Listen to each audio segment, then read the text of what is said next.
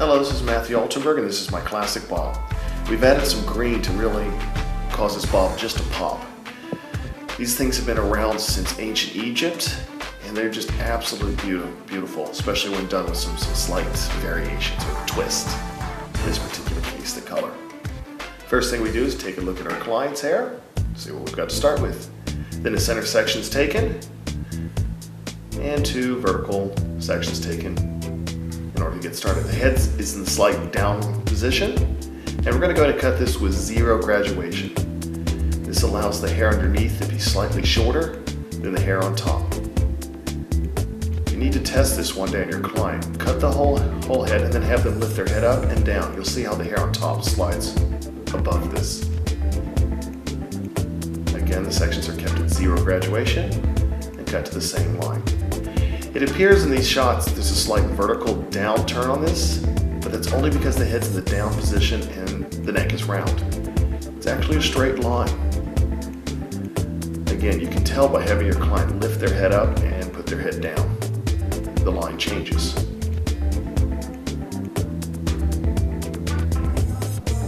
You can check out our forward graduation video if you want something where the line actually goes down. This particular one's cut straight across. Again, appearing down on the camera because the head's in the downright position.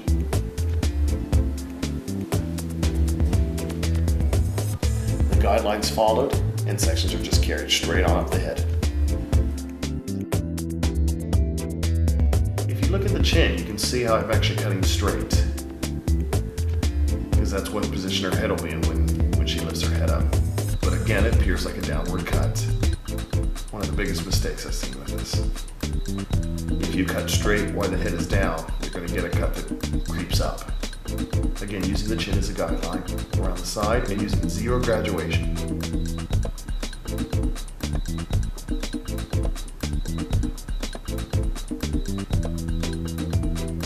Using our guideline, and again, still 0 graduation.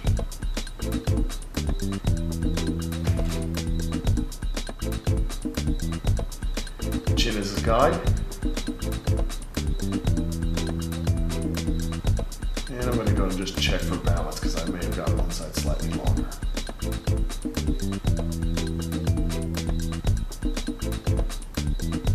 Appears that I did, so I'm going to go ahead and remove just a little bit more of that weight on one side.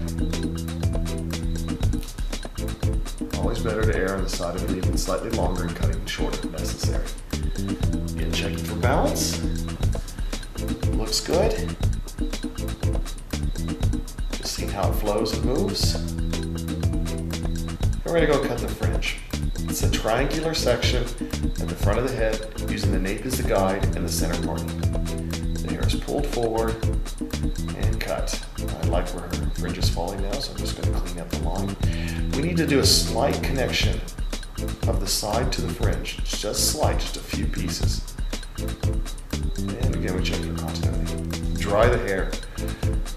2 ways to dry this, just really full and full of life, which is my favorite. Or you can go ahead and smooth it out. These are nice when you have elegant functions. This cut has been around since ancient Egypt. The Queen of Egypt wore it. Marilyn Monroe wore it, although she had curl in it. And Vito Sassoon made it famous again in the 1970s. With a little bit of color and a little bit of pizzazz, it can look like something totally different all over again.